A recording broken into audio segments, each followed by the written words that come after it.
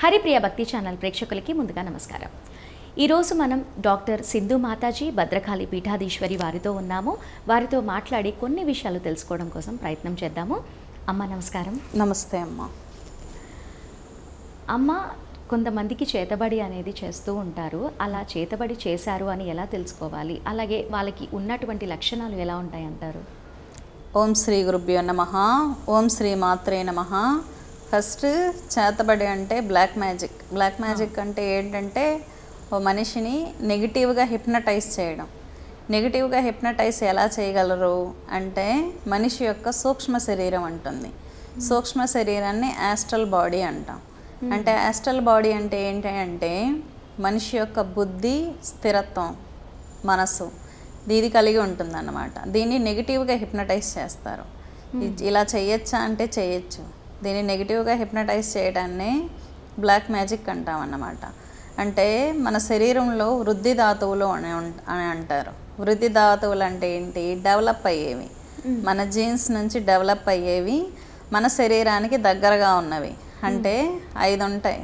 అంటే శరీరానికి దగ్గరగా ఉన్న క్లాత్ కానీ, కాలు కింద మట్టి కానీ, మన తల వెంట్రుకలు కానీ, ఇవి చాలా మన లాలాజలం, ఇవన్నీ మన జీన్స్ అంటారు.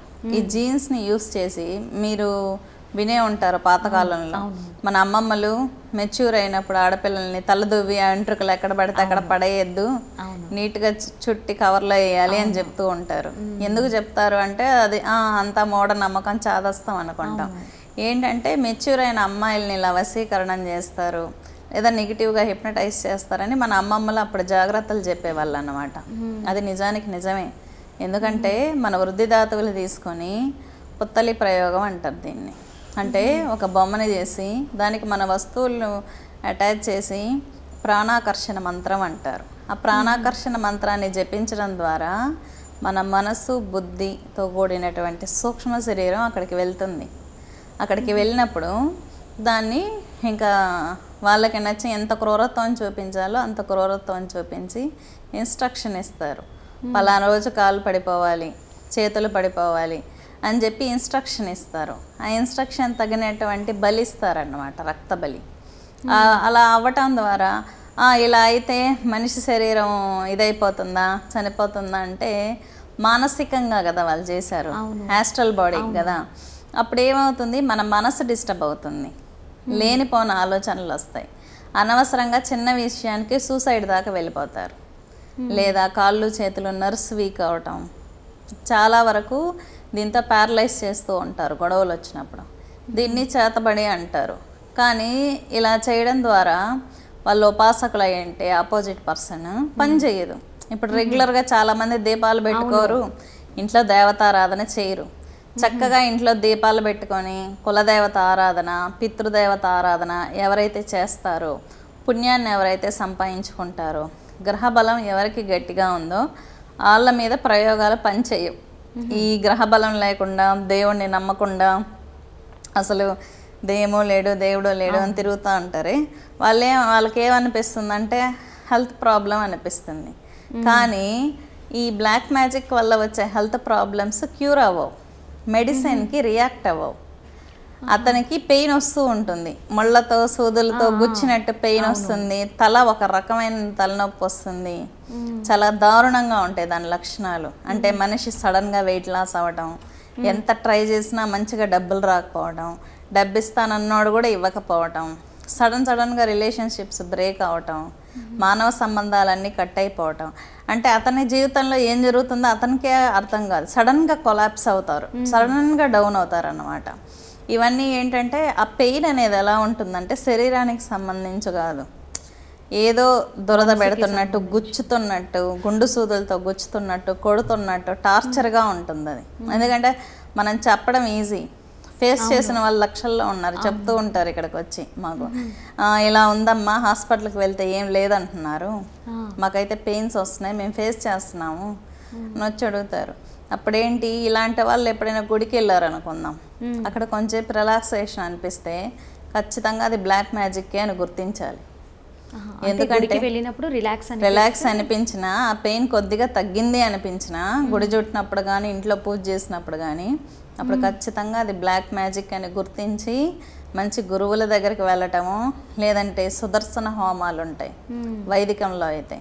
గణపతికి ఏ దేవత అయినా బ్లాక్ మ్యాజిక్ని క్లియర్ చేస్తుంది.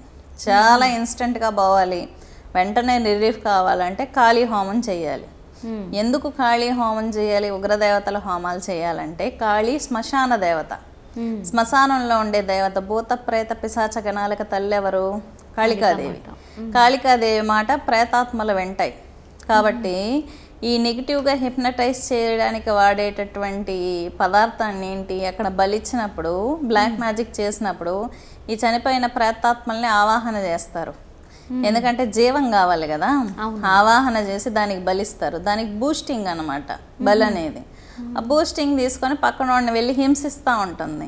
ఈ యాక్సిడెంట్స్ చేయటము, ఈ చేతబళ్ళ విషయంలో ఈ మనుషుల్ని హింసించడం అనేది ఈ ప్రేతాత్మల్ని ప్రయోగం చేసి చేస్తూ ఉంటారు. కాబట్టి వాటిని ఆపగలిగేది ఎవరు? కాళికాదేవి. వెంటనే ఆపేస్తుంది. బ్లాక్ మ్యాజిక్ని ఇన్స్టెంట్గా రిమూవ్ అవ్వాలి అంటే కాళీ కాలభైరవుల్ని పట్టుకోవాలి. మీరు చూస్తూ ఉంటారు కాళికాదేవి ఆలయాలలో వెళ్ళి బలులు ఇవ్వటము, ఈ గుమ్మడికాయ నిమ్మకాయలు ఇవ్వటము, వేయటము. అసలు ఎందుకు ఈ బలులు అమ్మవారు స్వీకరిస్తుందా అంటే స్వీకరించదు. కాళికాదేవి ముందు ఇచ్చే బలి అమ్మవారు తీసేసుకుంటుందేమో అని అనుకుంటారు. అమ్మవారికి కాదు బలి ఇవ్వటం. అక్కడేంటి, బలిస్తే ఈ బ్లాక్ మ్యాజిక్ వల్ల వదిలిన ప్రేతాత్మలు పీడిస్తూ ఉంటాయి కదా మనుషుల్ని, అవి వెళ్ళి అక్కడ పడతాయి బ్లడ్ తాగడానికి. ఆ బ్లడ్ అక్కడ తాగి అమ్మవారి బలిపీఠం దగ్గర ప్రేతాత్మలు దుష్ట శక్తులన్నీ అణచబడి ఉంటాయి అన్నమాట. శాంతించి కూల్ అవుతాయి. అప్పుడు ఇతను క్యూర్ అవుతుంది. చాలామంది కాళికాదేవి అంటే బలి ఇచ్చేస్తారు కదా, అది ఇది అనుకుంటారు. ఒక బ్లాక్ మ్యాజిక్ అనే అంశాన్ని క్లియర్ చేయడం కోసం బలిస్తారు. అదో ప్రక్రియ ఉంది. అది ప్రాణశక్తిని పెంచడం కోసం కూడా బలి ప్రక్రియ అనేది మళ్ళీ అది వేరు. ఆ బలి ప్రక్రియ అనేది వేరు. బ్లాక్ మ్యాజిక్ని క్లియర్ చేయడం కోసం ఎక్కువగా కాళీమాతకు బలులు అనేది ఇవ్వడం జరుగుతూ ఉంటుందన్నమాట. అది చేతబడి ఎవరైనా చేస్తే కూడా అమావాస్య రోజు చాలా సిగ్గా ఉంటారు ఇలా అంటారు. ఇది కూడా నిజమే అంటారా అమ్మ? నిజమే అమ్మ. ఎందుకంటే చేతబడి చేయడానికి గ్రహాలు నక్షత్రాలు చూసుకుంటారు. అమావాస్యలో ఎఫెక్ట్ ఎక్కువ ఉంటుంది. అమావాస్య స్పెషాలిటీ ఏంటంటే మంచి పూజ చేసినా 100% రిజల్ట్ ఉంటుంది, చెడు పూజ చేసినా 100% రిజల్ట్ ఉంటుంది. కాబట్టి అమావాస్య రోజు చేస్తారు. అమావాస్య రోజు ఏంటంటే నెగిటివ్ ఎనర్జీస్కి బలం ఎక్కువ. కాళికాదేవి పూజ కూడా ఆ రోజు చేస్తే చాలా మంచిది. కాళీ పూజ, కాళీ కాలభైరవుడికి కూడా బలం ఎక్కువే ఉంటుంది ఆ రోజు చేయడం ద్వారా 100% మంచి రిజల్ట్ ఉంటాయి. ఎక్కువ మనకు అమావాస్య రోజే కదా మహాలక్ష్మి పూజ చేస్తాం, దీపావళి అమావాస్యకి.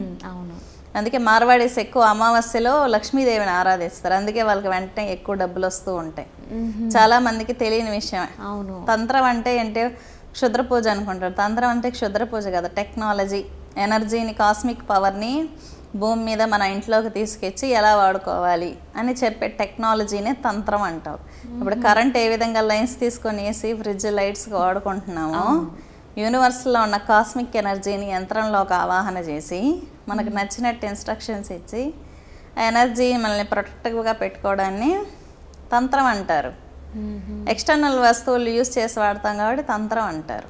మంత్రం అంటే ఏంటి, మంత్రం అంటే పిలవటం దేవతని. ఆ యూనివర్స్ అంటే దివ్య లోకాలకి, ఇప్పుడు కాళీ మంత్రం జపం చేస్తే కాళికాదేవి లోకానికి కనెక్ట్ అవుతాం. అక్కడ కాస్మిక్ పవర్ మనకు వస్తుంది. ఇదే మంత్రం అంటే మననం చేసేవాడిని రక్షించినది మంత్రం. ఇదంతా ఒక టెక్నాలజీ. ఒక ఎనర్జీని ఎలా రిసీవ్ చేసుకోవాలి, ఎలా స్టోర్ చేసుకోవాలి, దాని ద్వారా ఏది ఎలా చూడాలి. ఇప్పుడు ఫ్యూచర్ పాస్ట్ చాలామంది చూసి చెప్తూ ఉంటారు. ఏంటి, యూనివర్స్కి మనం కనెక్ట్ అయినప్పుడు కుండలిని అసాధారణ శక్తితో ఆజ్ఞాచక్రంలోకి వెళ్ళింది అనుకుందాం.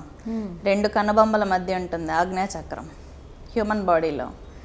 అక్కడ నుంచి ప్రాణశక్తి బయట వెళ్తే ఫ్యూచర్లోకి, పాస్ట్లోకి వెళ్తుంది మన ఆస్ట్రల్ బాడీ. ఆ విధంగా జరిగిపోయిన దాన్ని చూడొచ్చు. మీ లైఫ్లో ఎలా ఏం జరిగింది, నిజమేంటి అసలు. ఇప్పుడు మిమ్మల్ని ఎవరైనా మోసం చేశారనుకుందాం, అసలు ఎవరు అతను నిజంగా మోసం చేశాడా లేదా అనేది పాస్ట్లోకి వెళ్ళి చూడొచ్చు. మంత్రశక్తితో అది సాధ్యం. కాబట్టే మన యోగులు, ఋషులు ఏంటి, గ్రహాలు కనిపెట్టినప్పుడే కొన్ని వేల సంవత్సరాల క్రితం నుంచి ఈ గ్రహం ఎలా ఉంటుంది, గ్రహ స్వభావం ఏంటి, గ్రహం యొక్క మంత్రం ఏంటి, గ్రహం అనుగ్రహాలను ఎలా పొందాలి వేరే వేరే దేశాలు బట్టలు వేసుకోవాలి అనే కాన్షియస్ కూడా లేనప్పుడు మనం టెక్నాలజీ కనుక్కున్నాం, గ్రహాలు కనుక్కున్నాం. అంత గొప్ప దనమాట ఇండియన్ తంత్రం. ఇక్కడి నుంచి అందరూ యోగా తంత్రం అన్నీ నేర్చుకొని బయట గొప్ప గొప్ప అంటే వాళ్ళు రైట్స్ పొందారు, వాటి మీద అథారిటీ రైట్స్ వాళ్ళు పొందారు. యాక్చువల్లీ పసుపు అనేది రాసుకోవాలి, నగలు అనేది 7 వారాల నగలు. అదర్ కంట్రీస్లో అప్పుడు బట్టలు వేసుకోవాలనే అవేర్నెస్సే లేనప్పుడు 7 వారాల నగలు వేసుకున్నాం ఇండియాలో. అంత టెక్నాలజీ ఉన్నింది ఇండియన్స్కి. మన సంస్కృతి సాంప్రదాయాలు చాలా గొప్పవి. కానీ ఇప్పుడు ఏంటంటే ప్రతిదీ భూతద్దంలో పెట్టి చూస్తున్నారు. అబ్బా అంటే ప్రతి మంత్రాన్ని చెడుకు వాడచ్చు, మంచికి వాడచ్చు. ఇప్పుడు మంత్రాన్ని అంటే మంత్రం వాడేటటువంటి మనిషి మైండ్ సెట్లో ఉంటుంది అంత. పబ్లిక్ ఆలోచన ఏంటి అంటే ఈ దేవత అంటే క్షుద్రం, ఈ దేవత అంటే మంచిది అని వీళ్ళే డిసైడ్ చేసేస్తున్నారు అనమాట. ఎనర్జీ అంటే న్యూట్రల్గా ఉంటుంది, అది మంచి శక్తా చెడు శక్తా అని చెప్పి డిసైడ్ చేసేంత మనిషికి అంత మేధస్సు ఉండదు. ఎందుకంటే ఎనర్జీనే చూడలేని వాడు ఎనర్జీని ఎలాగా డిసైడ్ చేస్తాడు కదా. అవును, అది చాలా చక్కగా చెప్పారమ్మా. నమస్కారం.